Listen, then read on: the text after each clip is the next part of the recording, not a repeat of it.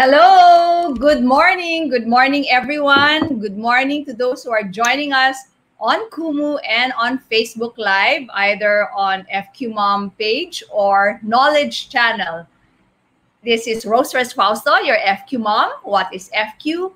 FQ stands for Financial Intelligence Quotient. It is our ability to make sound decisions when it comes to our personal finances. In other words, it is the IQ and EQ of handling money. And this is Money Lessons with FQ Mom and Sons. Today is a very great day. It's a great summer morning before lunch. And joining me today as my co-host is yung kamukha ko po, my son number 2, Enrique Fausto. So hello. Okay. Hi everyone. My name is Enrique. I am son number 2.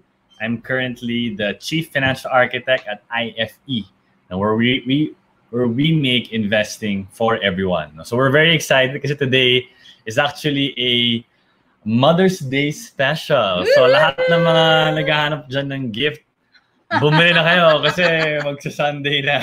Malapit na yung Sunday.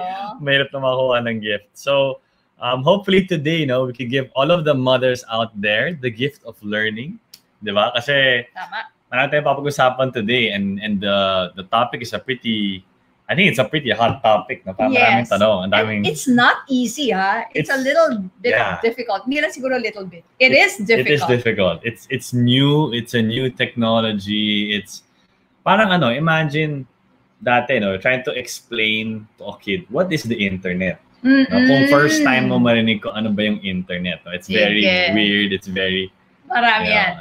Sabi nga nila, diba? Tatalakayin natin. So let's say good morning first to our viewers. Good morning, Angel Prado. Morning. And Jerry Lapus. Hi, Jerry. And of course, here on Kumu, we have... Enrique, mas magaling ka magbasa. Dami na Okay, so thank you. Thank you to some of our regulars in Akebo sharing this live. Thank you, John, Michael, Shawi, Jerlyn. Hi, user 8720963. Actually, na ilang beses ka nabasa yun. Oo. No? Hannah. Mas madali kasi kaya ako pinapasa sa kanya nahihirap. Analia Guliena. Thank you. Thank you, Andy. Cara Erigel's here. Oh, hi, Cara. Newlywed. Hindi na masyado. Pero considered newlywed pa rin. House married life, Cara, the beautiful Cara Erigel. And of course, let's tell them what our topic is about. There was a letter sender who asked the question, should I invest in cryptocurrencies? Okay, so kayo dyan, sagutin nyo na nga para malamdaman namin what is the feel of the audience.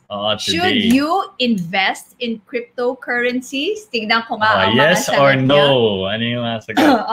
So gusto nyo sabihin yes, no, or sandali lang. Di ba? Pwede yun, Pwede. Teka. Depende kung anong sasabihin ngayon. I'm not sure. Please tell us in the comments. No, so good morning. Rhea, hello. What do you guys think? Lavi says yes. Jerry Lapos says yes. Resounding yes. Okay, pag-usapan natin yan. Hi to Teye also. Sino ba? Ano yung mga comments sa ibang tao dyan? Sabi nung iba, yes! Si Kev! Yes na yes! Mamaya, Kev, kwento mo kung ano yung experience mo. I think si Kev has been investing in crypto years na. So, sabi naman ni Louie Nathan, yes, if you know what you are doing with a smile. Exactly. Wow, a lot of our audience are my yes. Like Brian Paneda is yes also. Nakakatawa pag umuubo kami sa bahay. COVID, gumagano kami sa lamig, just drink water. Meron akong konting irritation. Na-excite ako sa cryptocurrency discussion natin. So, would you like to read what our letter sender said? Sige. Let me bring it out. Kasi what's interesting is, this is the first time I helped write. This is the first time, di ba? Yes. This is the first time I helped write an article for my mom's column, to really bring out ano ba talaga? Parang how do we best tackle this? Kasi I mean, similar to, diba, investments, stocks, bonds, it takes a bit of time to understand it if it's, diba, kung first time para natin. So, now we're talking about crypto. It's another new thing. Ano ba? Sige, define ko nga muna kasi, Oo. no? Ano ba yung crypto? When you say cryptography, it is the art of solving codes. Kaya that was my inspiration on wearing this old blouse of mine. Di ba parang alam niyo yun? Parang siyang code, psychedelic ang drama. Do you know that this is a very, very old blouse? Like how old? Like back in the last century ko pa siya binili. Wow. In the, Last in the millennia. 1900s. Naaalala niyo ba yung tango yata? Tango yata yung tatak nito. Kung sino yung mga kaedad ko dyan, naaalala niyo ba yung tatak na tango sa green belt? Back in the 1900s when your mom was an investment banker during lunch break, go kami doon sa Greenbelt, bibili kami, kakain kami ng lunch, as bibili. So, kaya ko sinuot to kasi parang siyang, it's the closest that I had in my wardrobe na connected to cryptography, the art of solving codes. Or secret codes. So, sige, I'll read muna I got it na the question. Isa pang maliit, sa cryptography. Para maintindihan din natin the etymology of the term we're using for this asset class right now. When you say kasi that you're a cryptographer, para kang you belong to a secret society effect. So parang you have your own language. Yes, parang meron kayong sariling sect. Kayo lang nagkakaintindihan, mga pars. Kaya parang cool, parang in crowd. Mga in na nerd. Ganun. Okay. Sige, so let's read the letter from Jenny Ferriols. Okay, so sabi ni Jenny, "Hi Miss Rose, what is your take on cryptocurrencies?" Now si Jenny, she says, "I work in a bank and know that the BSP does not endorse these, and these are unregulated and risky. I've seen some people earn much from cryptocurrencies, which is probably why it's so hot of a topic now, no?" And she says, "And sometimes I am tempted to invest. My investments are money market, equities, balance fund, all under UITFs, and I do not want to risk losing money I worked hard for." Yeah, UITF stands for Unit Investment Trust Fund. Okay? So these are mga pooled funds. So we can see that tong si Jenny already has quite a lot of experience in investments. Yes.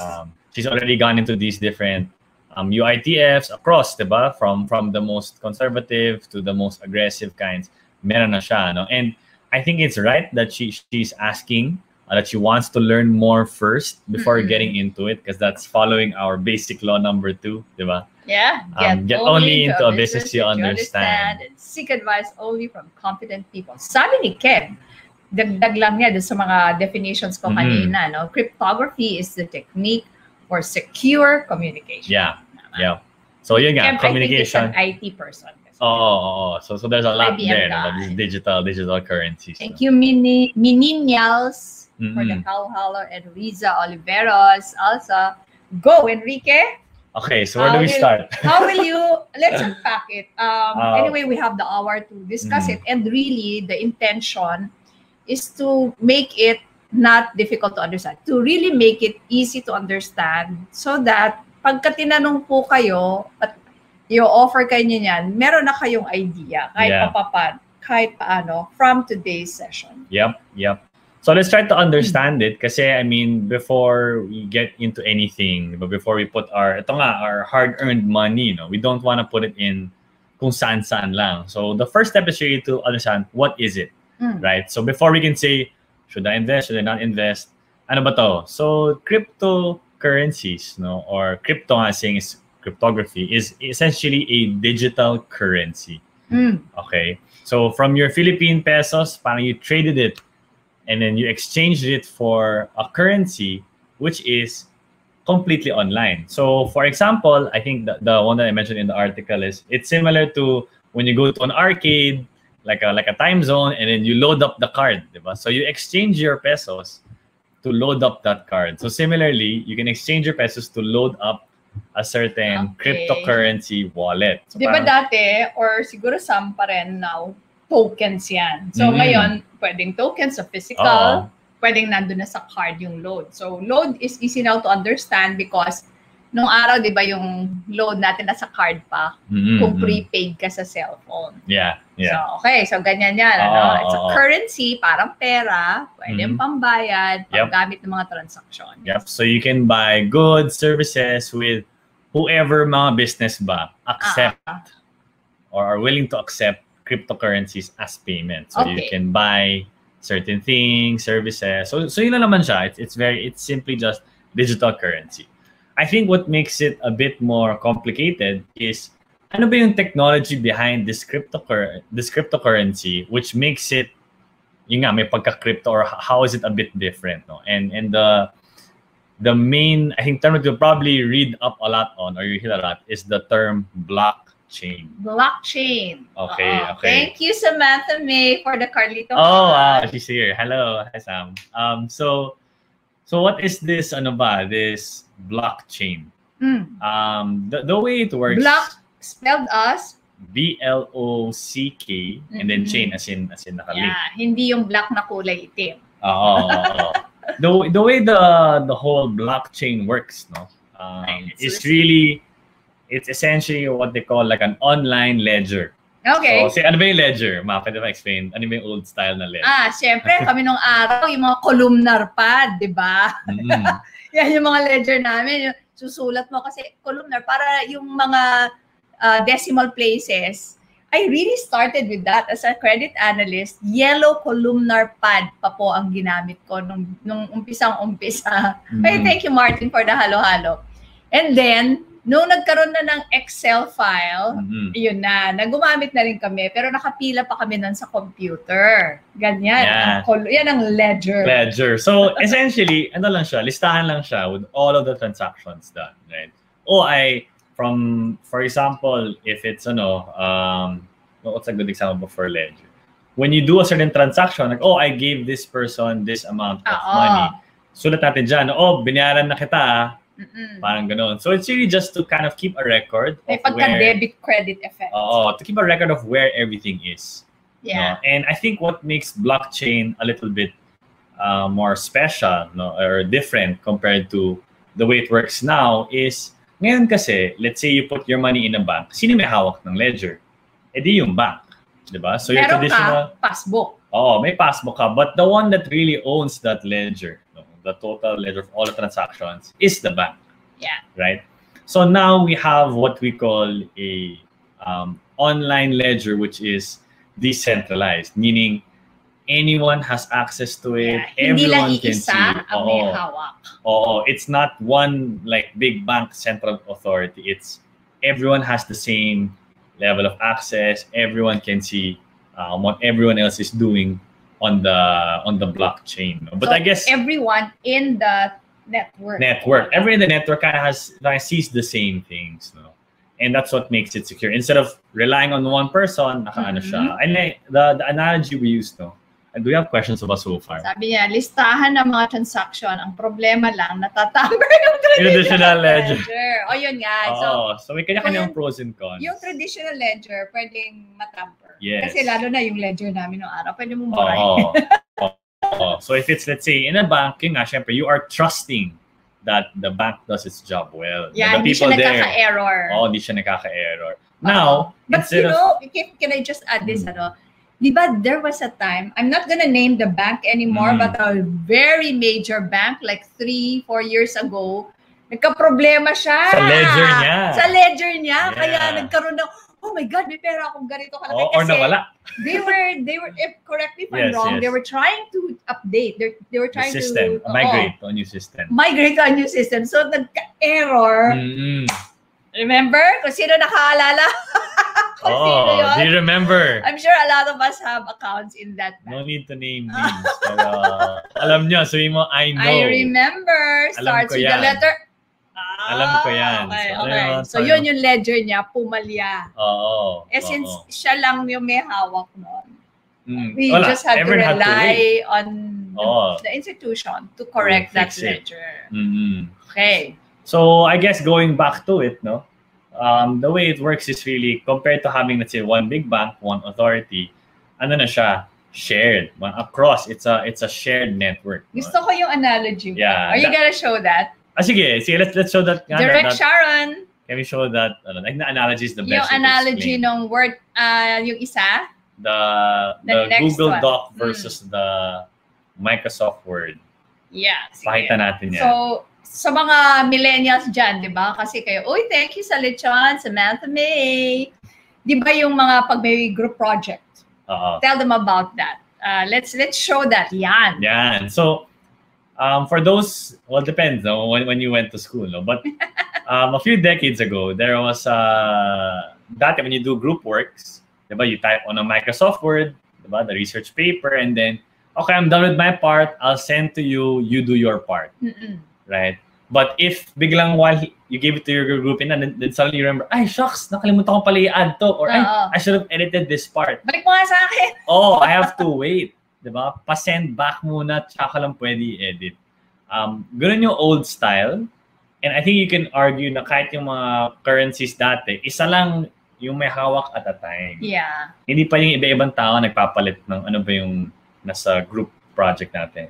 In contrast, no, wherein I remember the first time I tried the Google Doc. When was that? When was the first time you experienced? You were in school. I was in high school na ata. Oh my God, high school pa pala yan. High school na yata. Parang napakalola ko. Parang hindi grade school. Parang high school ko lang yun eh. So, thank you, Michael. 2010 ba? 2009? Anyway, with the Google Doc, suddenly, there's just one online version. I can edit it. My groupmate can edit it both at the same time. We're looking at the same version. One ledger, one project, one document. So are you guys familiar with the Google Docs? Kasi yun yung feeling ko na pinakamagandang ginamit mong analogy na imbis na maghintayan ka pa sa Microsoft Word na pasok ko sa'yo, pare, balik mo sa akin para ma-edit ko, ganyan-ganyan. Ito, once you edit it, so let's say you are 5 in the group, in the group project, if student A edits something, kita na kaagad. Student B edits something, kita na kaagad. Everybody in that Google Doc. Okay? So let's show it once more, Sharon, para mas mag-imprint doon sa yan. So the thing with cryptocurrencies, no, is that it's more like a Google Doc, right? Like everyone sees everything. And because of that, walang multiple versions. There's only one version of the ledger. Everyone sees the same thing. And that also gives it a certain sense of security then. Na, because everyone's looking at it, everyone knows. Di mo pwedeng basta-basta palitan. Diba? So that's one thing that I guess is different. Before, we used to trust an institution, right? We trusted a bank with holding that Microsoft Word document. Now, we are trusting on the shared network. Na lahat tayo, we're all looking at it. So kung tatanungin kanila, is it possible to tamper? It hasn't been tampered. What's difficult is you have to be able to control about 51% of that network. Does anyone have and that? No one has that kind of power. Parang it's global kasi it takes, I can't remember how many Googles now. They said that it would take a good number of Google-sized companies to band together and have enough computing power to even attempt at changing it. Okay, so napaka-maliit lang ng probability and it has not yet happened. It hasn't happened yet. So that's the interesting thing about it. Kailan ba ito naumpisahan? Do you remember? I think it was in 2008, 2009. Oh, yeah. After the financial crisis. Yes. After the financial crisis. Ganda rin ang timing. Kasi nawalan na ng ng trust kumpiyansa in the sa system, no? Financial system. So yun. And then this guy, parang legendary name lang actually. It's a Satoshi. pen name. Di ba? Satoshi. Si Satoshi Nakamoto. Nakamote. Gusto ko yung kamote na merienda. I really like it. So legendary name niya yan, but that is how he is referred to when people talk about he's the author of this? The author. So they just came out. Parang imagine mo research paper mo sa school na you explain everything, how it works, even owner's manual then, guide how to do it, how to make it. And then bigla na lang, nilabas na lang niya to the internet. No credit needed, no fame, no no money. He simply just brought it out there. People started to pick it up, and I know he created the first block also. The entity created the first block. Sige, continue with your storytelling. Transaction. And then because of that, daming conspiracy theories kung sino ba talaga yan. Guy ba siya, girl ba siya, or group? Pwede naman group of people. Group of people, pwede bang aliens? Yung mga ganun bang, that's how far they go. Thanks, Erica. That's how far they go. Mga alien. Pero the point was, it was really, brought it out to the people. And when other developers, smart computer guys figured it out also, they tried to keep building and building on it. So the community kept growing, and now there are so many, thousands of or hundreds of cryptocurrencies na iba-iba, all of which parang sprung forth from that first one. No. Sige. So now that you have a general idea, I want to hear kasi ano ba yung mga gustong pag-usapan na? Ano yung mga concerns nyo? Concerns, questions, and let's read some comments from some of our listeners now. So Toshi is a piece of pie in Bitcoin. Yeah, it's a unit of measurement. Pinakamaliit. Yun na yung tinawag. Smallest unit of a Bitcoin. Sabi niya. Salamat sa halo-halo, Yen Club. Thank you. Erica. So let's hear from the audience. So parang what questions do you have about Bitcoin, about cryptocurrencies? So yung tanong nga talaga ni Jenny, should I? So I think you also, when I refer to him saying, I think you also said it's the article that came out yesterday in my philstar.com column and also on fqmom.com in answer to the reader's question. So I remember, Enrique, you put there, you enumerated 3 factors which can act as a filter for someone na nagtatanong, should I invest in cryptocurrencies? And can you name those 3 things? Yeah, so I guess you can treat it like a checklist, no? Na parang, should I even bother? Yes. Diba? Kasi this is very risky. But there are so many other investment options out there which have a longer track record, ganyan. But first you have to check, okay, number 1, are you willing to learn? Are you willing to spend time to really learn this and figure out, okay, is this something that I should be getting, like I want to learn? Because if you don't want to learn and you just want to bandwagon or you want to just ride on the hype, wag na. So kung tamad ka namang aralin, wag na lang. Wag na lang. Okay, next, ano pa? Next, the other one is, do you have emergency funds or do you have a lot of savings? If you're someone na parang medyo konti na lang or bitin na lang yung mga natin, savings, really making ends meet, wag na. This is too risky for you. Dapat talaga we should be focusing on just the safer kind of investments. So you're saying kung ikaw naman hindi ka pa nakakapagpundar ng iyong emergency fund, wag muna girl or boy, whatever. So doon ka muna sa mga mas basic necessities. Yeah. So are you willing to take time to research and learn? Okay. But if no, wag na. Second, do you have marami ka ng savings, may emergency fund ka na, 'di ba? You're not, parang hindi ka gipit. Diba? Yeah, hindi ka gipit, tama 'yon. And then the last one is, are you willing to experiment and possibly lose all of your capital? Yun yung last. All of your capital. May chance kasi you will put in sa cryptocurrency. Kasi I mean it has about a little over a decade of history, but it's not like our other investments that have hundreds of years of history to tell us na these things do make money long term. So kung sa gamot din, di ba you'd really prefer something na na-test na yan, mukhang okay naman siya. Yeah. And since wala ka namang need, because some people might say, bakit yung vaccine ng COVID, bakit wala pang yan? But we are in dire need, di ba?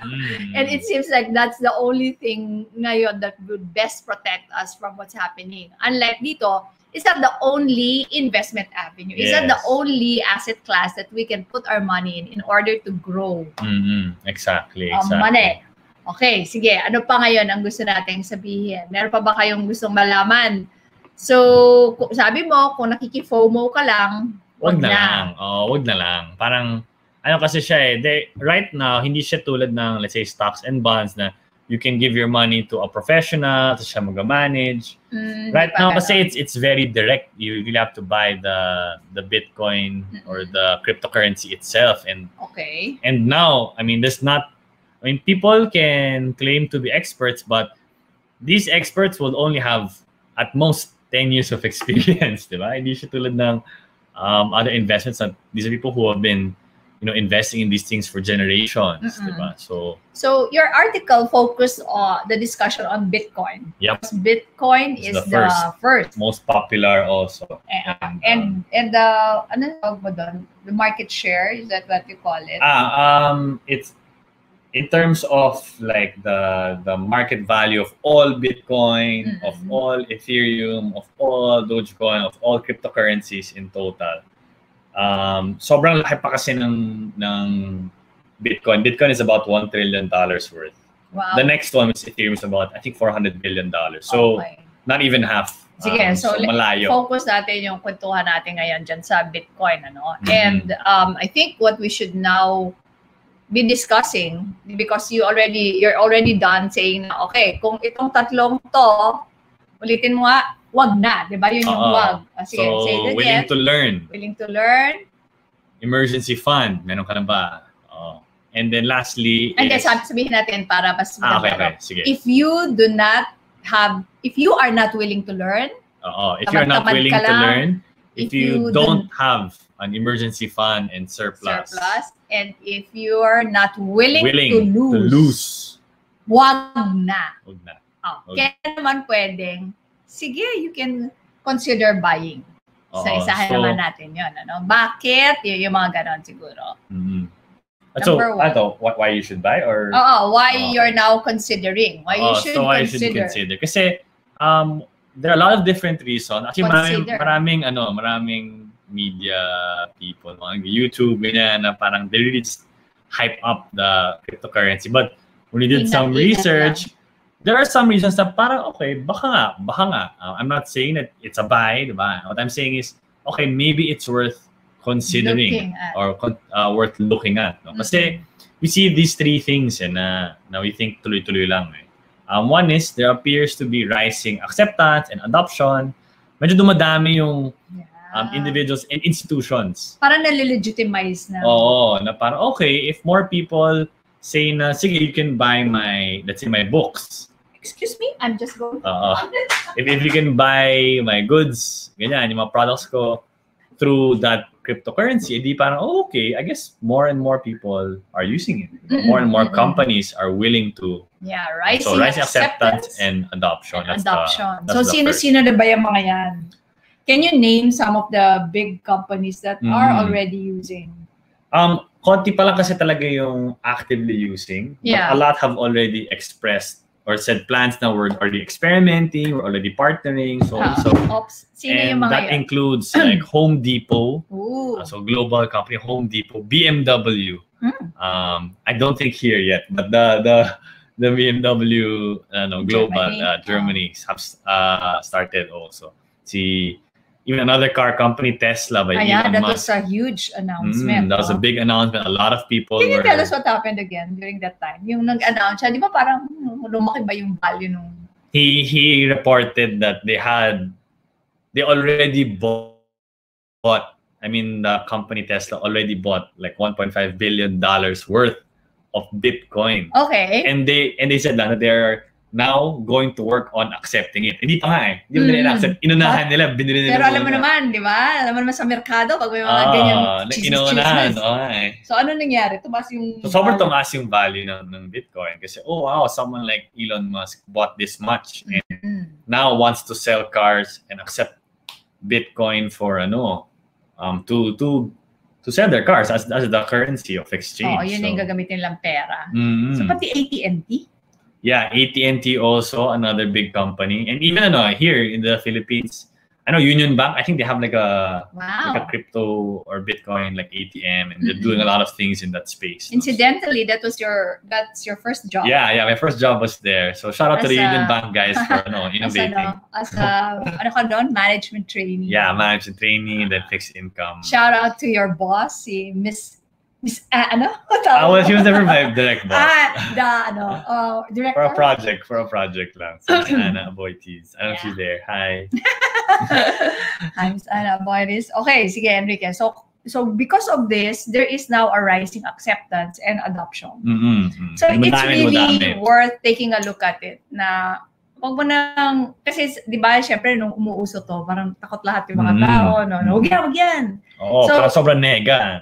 Nega, parang to the point of, nako, wala yan, ganyan. So what we're doing here is we're not really directly telling you, game na, mag-invest kayo. But let's now consider and look at it, study it, because baka nga, ito na talaga. Nangyayari na rin. Sige, so that's one, rise acceptance. What else? The next would be, right now kasi there is what we call a need for another place to store, hold, or keep our wealth. Kasi ito, nakalagay na siya dyan.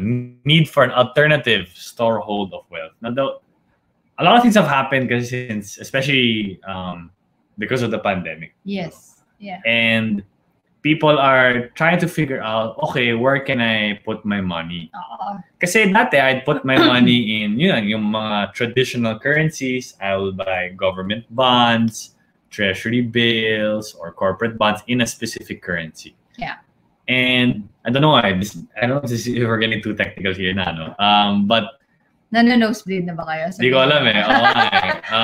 Think of it na... When you say store hold mo na, ikwento mo siguro kung ano ibig sabihin na store hold of wealth. So let's say may pera ka, may savings. You have savings and then you put it in, let's say, Philippine pesos or US dollar. You hope that hindi naman magbabago masyado yung value nun. Oo, like kunyari, if I have 1,000 pesos and I keep it in pesos, like naka-cash, ganyan. I hope the value will stay the same. Now, hopefully, tomorrow, I can still buy, let's say, the same number of stuff. Diba? Na hindi siya masyadong gagalaw-galaw. Pero di ba malikot yung Bitcoin? So how can that now be a store hold of value? Now kasi, what people are worried about is, yung mga traditional currencies, the governments, because of the pandemic, have been printing more money for the people. So you know that, guys, right? Huwag ka nakakaproblema. Go print tayo ng pera. Print. Just so that... economic. For economic activity. Boost the economy. But the problem is, we know naman from our economics, supply and demand. Kung maraming supply, diba? Kung biglang sobrang daming supply ng, let's say, pesos, diba? Pwedeng bumaba yung value ng 1 peso mo. Tsaka, nakaka-cause din siya ng inflation. Yeah. Nainitan ulit ako. Sige. So, dami. So, that's happening all around the world, no? And that's why people are now looking na, should I put my money in gold?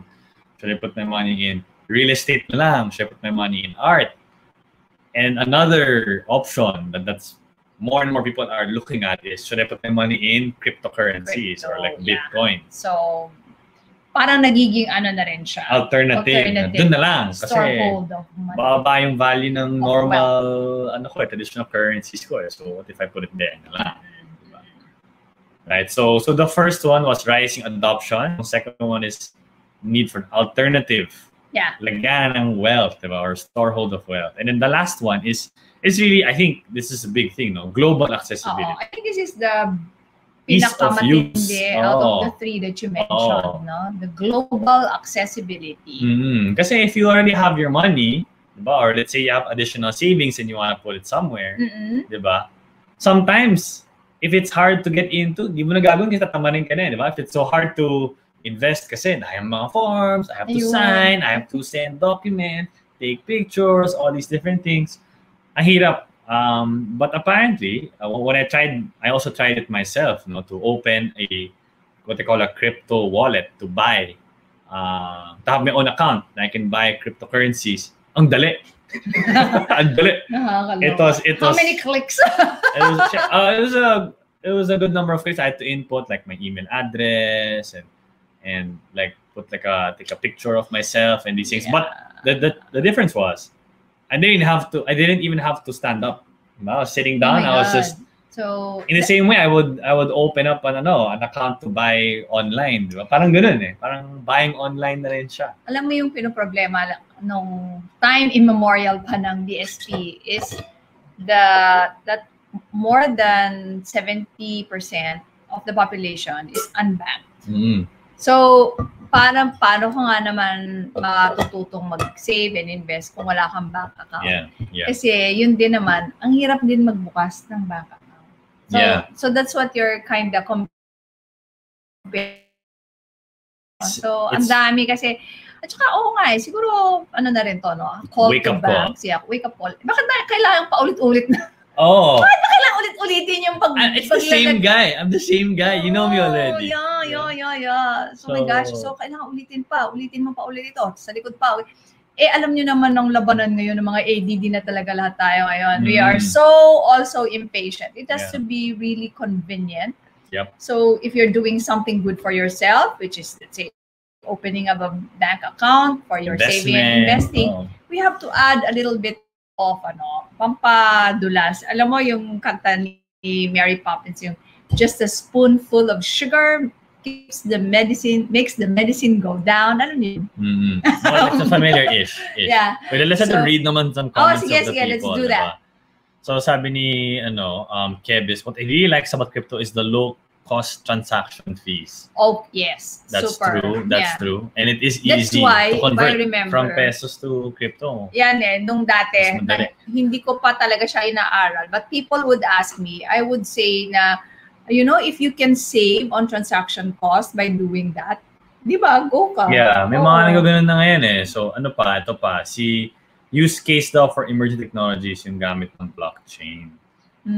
So there are emerging technology. So there are other things coming up, not just currencies. There are other things that are also being brought about. I know, kasi parang talagang global eh. Parang we are really just because of that connectivity nga ng internet. We are maximizing everything. It's really democratizing din eh. Yeah, making it not just for the big institutions, but even the small guys can just buy a little bit. So let's say hi to the people sina Kimi, Louis, Nathaniel, thank you. We also have Ariane, Jane.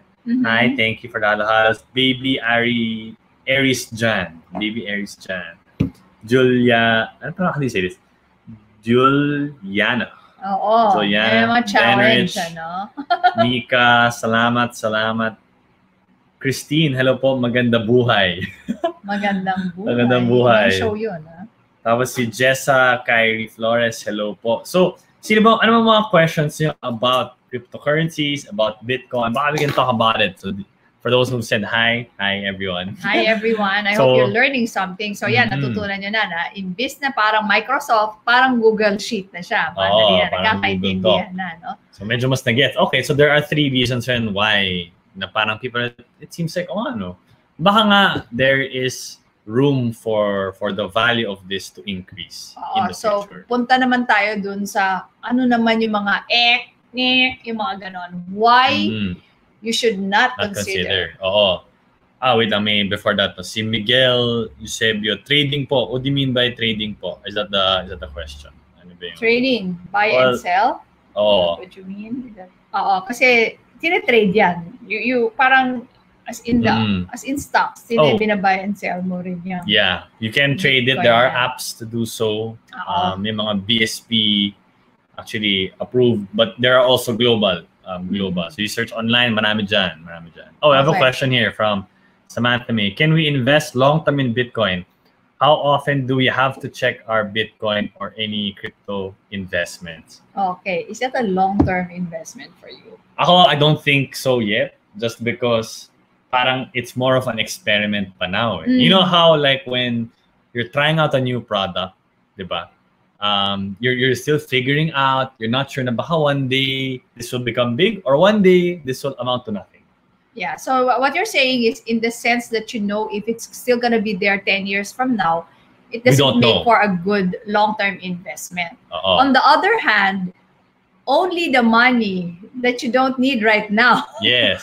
should be invested there. So it should be experiment, parang pang experiment money. If it's, for example, you're saving up for, let's say, for your retirement, diba? And you need Hindi this, tayo sure pa dyan. malabo pa. Or kung maglalagay ka, siguro kakapiranggot lang. Very small. Para kung nasasayangan ka dun sa upside. How often do you have to check? This moves a lot. A lot. I mean, I check it like more than once a week just because it's very, talagang galaw ng galaw siya. At ano ka na, masyado ka ng chill dun people check literally like every day and more than once a day and multiple times a day. Kasi 24/7 gumagalaw yung price niyan. Mas malikot pa for you to trade this, you have to be looking at it at least every day. If you really want to trade it, talagang ganyan. But if you're someone, for example, like me, I want to just test it out. I put there, I check once, maybe like once a week just to kind of see, or more often than a week. Kasi there are big news that always happens. The daming galaw But yun nga, the point is, dapat pera to na okay lang kahit mawala. You don't need to encash it at any point in time. You have to be willing to kind of keep it there. Kasi who knows, diba? Who knows? It could be something big or it could be siguro pwede mong gawin, sige, pag ako kumita dito, bibili ako ng ganito. Mapakit-kit na gano'n. Pakaliw-aliw lang natin sa buhay. Or you can put in your own rules. Okay, the moment it goes up 20%, okay, benta na. Or the moment it goes down 20%, out na ako. Yun na, sunog na yan. And why, again, so now let's take a look at the flip side naman. Ano yung mga kasi at ito, madalas na rin nilang narinig because you are always warned about the uncertainty. So number one, Enrique. Number one, I think, and I would lean on the wise words of the great investor Warren Buffett and even his partner Charlie Munger. It doesn't produce any income. So okay, if it's non-income producing, then what's the value of that? So when you say it doesn't produce income, maybe they are comparing it to stocks. Kasi po yung stocks, these are shares, parang part ownership of a living company. It's a company that is creating business, that is income generating, and it also distributes it to the shareholders. So para, kumbaga, yung Jollibee shares mo X number of years ago, ibang-iba na yung value niya dun sa value na yun. Kasi it's a growing thing. So, yun yung ibig sabihin na non-income producing ang Bitcoin. So, businesses... So, it's really supply and demand. It's simply, it's only supply and demand. But there's no income being produced. It's not like a stock na may pa-dividend or may profits talaga yung negosyo. Or bonds na may interest na bibigay sa'yo, may income kang ma-generate. And there are assets na ganyan. Na like wala gold. Namang income generation. Like gold. An ounce of gold will always be an ounce of gold. Even 10 years, 20, 100 years from now. No? So parang ganon. Yeah. Okay. So that's one of the arguments against it. If you're of the belief, okay, if I'm going to invest, dapat it should be growing. So it's not. So that's one reason why, baka, who knows what's going to happen to this in the future. Second is, it's highly, what you call, speculative. And yan na. Ito yung parang, kung say speculative. Sobra. Ito nga ang pinaka-speculative. Parang sobrang galaw ng galaw yung price. A lot of people are just kind of guessing. Can you give them an idea kung paano yung pag-swing? Like, it started here and then boom, and then boom, and then boom, boom, Kasi boom. like from last year, I think it's more than doubled. It's more than doubled na from last year. And it's really like, it really shoots up. Like after Elon Musk makes a tweet, bigla up 20%. What is the highest level it has $60,000+ dollars per share. Per share. What do you call Bitcoin. Per I don't know. I don't think that's Bitcoin. per piraso. Sorry, say that again. Ilan? Over $60,000. Over $60,000. So right now, it's still medyo on the high, di ba? Yeah, it's 50-ish. 50-ish. But there was a time talagang super laglagi siya, di ba? I mean, I think it was in 2017 talagang it lost more than half of its value in a matter of weeks at that. So talagang it really shoots up to the sky and then you could lose half of the value or more than half. I think 80% down ata siya from the peak. Sobra yung niya, sobra ang swing niya, yung kanyang fluctuation na talagang yung mga madaling mahimatay, delikado. Oo, delikado. Yung mga may high blood pressure, may sakit sa puso. Nako, delikado.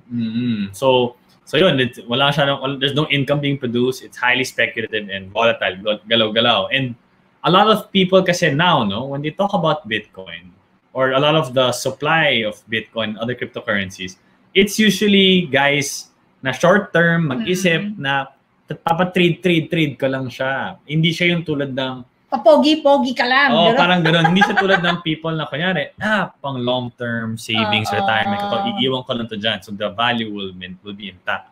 Or it's institution na, okay, we're gonna put this much money and keep it there lang. Versus a lot of cryptocurrencies, most people are just trading it around. So, okay, after once it hits this price, bibenta ko na. So, hindi pa siya parang pwedeng, I guess, like pang long term na alam mo magiging stable lang yung value. Hindi, galaw ng galaw eh. Galaw ng galaw. Okay, so yun, non-income producing, highly speculative, and very volatile.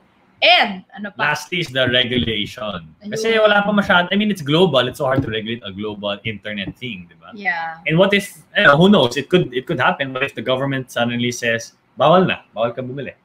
Paano na yung value of this cryptocurrency? You're left with an empty bag, so to speak. Kasi governments want to kind of control how the money supply works, how it goes in and out. Pero kung masyadong marami napupunta dyan, or... And which government is that? Oo, diba? Which government? May mga chance din, nagkaka-money laundering and all these things. So, pwede nilang gawan ng excuse to ban this thing. So, once it's banned, paano na, di ba? Di na-stuck na yung pera mo doon, di ba? So, there's that risk. I also want to, di ba nagkaroon ng Berkshire Hathaway stockholders meeting recently. It's a big deal to those who know, si Warren Buffett nga and Charlie Munger. Yep.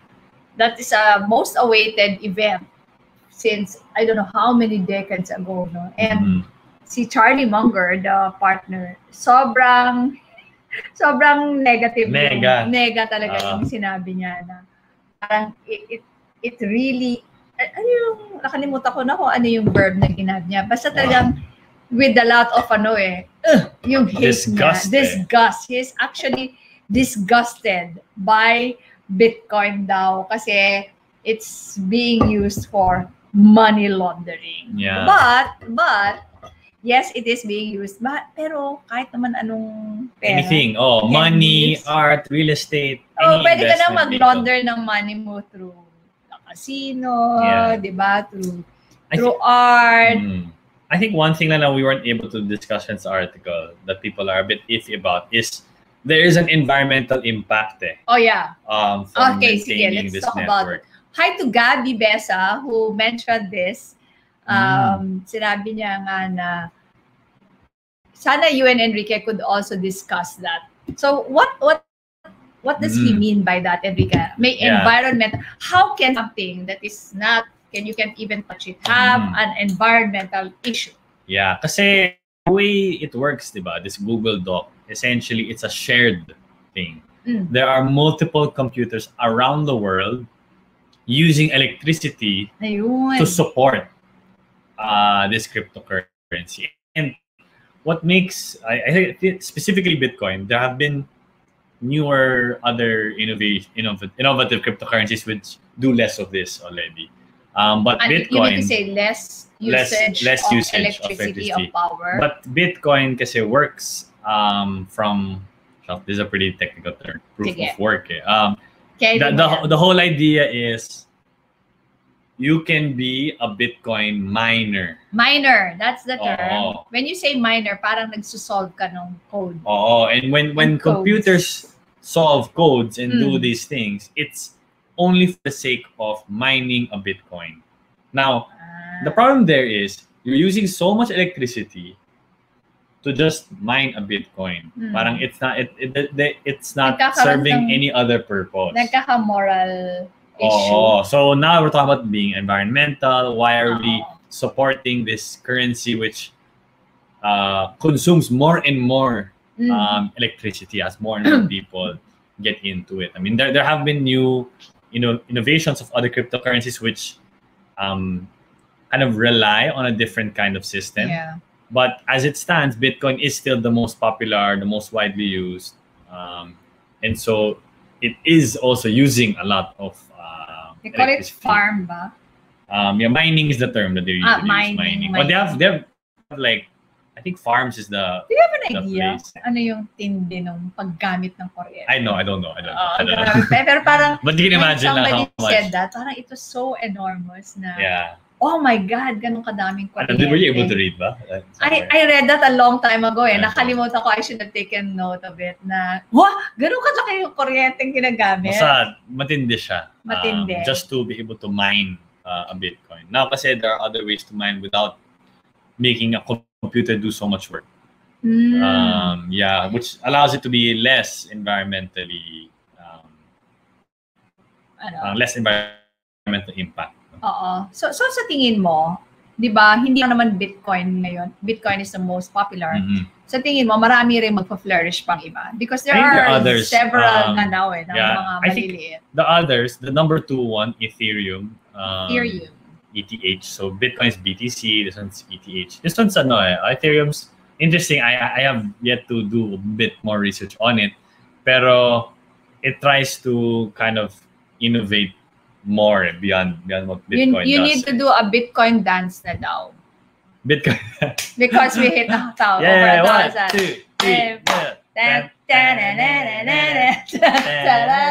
Mother's Day!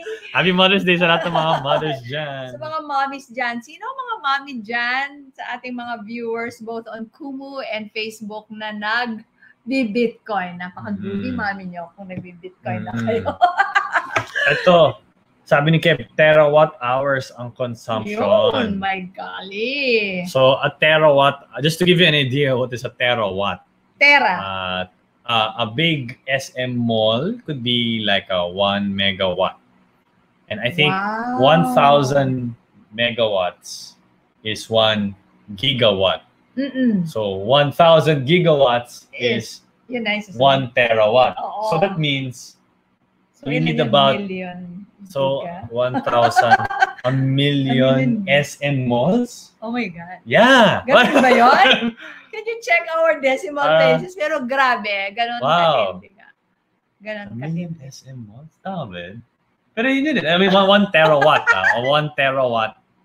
So, kaya rin. Oh, pero is that being talked about a lot? Not so much, It's more of the government. There is, but it's not the most, Kasi syempre, most of the ones you probably hear are the ones hyping you to buy it than to sell it. Yeah. So, ikaw, tell them, do you have Bitcoins? Yeah, so ako, I tried it out. I just tried to put, very small amount. Ako nga less than, it's a fraction. It's not even 1%. 0.00 whatever. It's something percent because of my you portfolio. have to experience it. Yeah, to kind of learn and because I keep getting this question all the time. Sige nga, let's try to learn about this. But only with experiment money. Yung nga, money I'm going to lose. So sobrang tandaan niyo po yan, This is in no way a recommendation for you to get into cryptocurrencies already. And primarily because I will only recommend something na tried and tested ko na that has worked personally for me. And when it comes to what has worked personally for me, it's still yung aking talagang regular investing in the stock market. And right now nga, better if it is in equity index fund na. Kasi yun, nag-automatic na siya na top 30 companies of the country. Pwede rin lumabas kung meron pang additional pondo, meron diyang mga equity funds in abroad, at grabe, the US stock market, masyado siyang bonggacious na bonggacious. Tuloy. Ano nangyari? Let's just read some things, no? So 168 AGM, it's basically energy intensive to mine. Yes, so tama. Kev said 130 terawatt hours according to Cambridge University. So intense talaga. It's very intense. Like, so many mods. And just for Bitcoin and other altcoin or Litecoin, energy intensive yung mining ng coin. So so for Bitcoin, yun nga.